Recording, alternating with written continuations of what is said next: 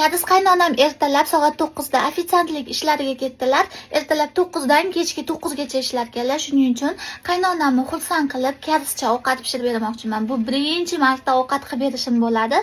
Shuning uchun qaynonamni reaksiyasini ko'ramiz. Ketdik. Endi ovqat qilaman desam, qarasam guruchimiz ham yo'q ekan. Shuning uchun birinchi guruch tayyorlashdan boshlaymiz. Birinchi marta guruch tayyorlashim. Kadiz qaynonam guruch pishirishidan oldin xuddi shu holatida 20 minutga olib qo'yardilar. Biz ham hozir 20 minutga olib qo'yamiz, undan keyin pishiramiz. Kimchili baliq sho'rva qilib bermoqchiman. Buning uchun bizga tuna balig'i bilan tofu va kimchi kerak bo'ladi. Birinchi karam tuzlamani yog'da qovurib olamiz. Kimchimiz pishgunicha tuna balig'imizni suvini siqib tashlaymiz. Kimchimizga ozgina shakar qo'shib olamiz. Endi tunamizni birga qo'shib qovurib olamiz. Ozgina qovurib olganimizdan keyin suv qo'shamiz. Guruch pishiradiganni qaysi knopkasini bosishni ham bilmayman. Menimcha buni bo'lsa kerak.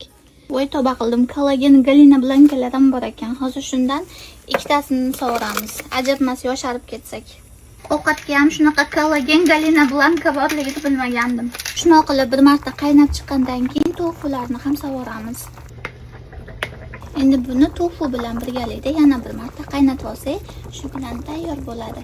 Menga har doim kadiz qaynonangiz ovqat pishiradi, siz pishirmaysiz deb aytishadi, chunki kadiz qaynonam biladi meni qanaqa ovqat pishirishimni. Buni qaranglar. Nafaqat men, balki da gazda chiroyli qilib qo'ydim. Ovqatimiz tayyor bo'ldi.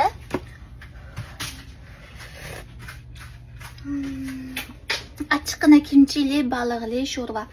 Qaynonam kelganda endi reaksiyalarni birgalikda ko'ramiz.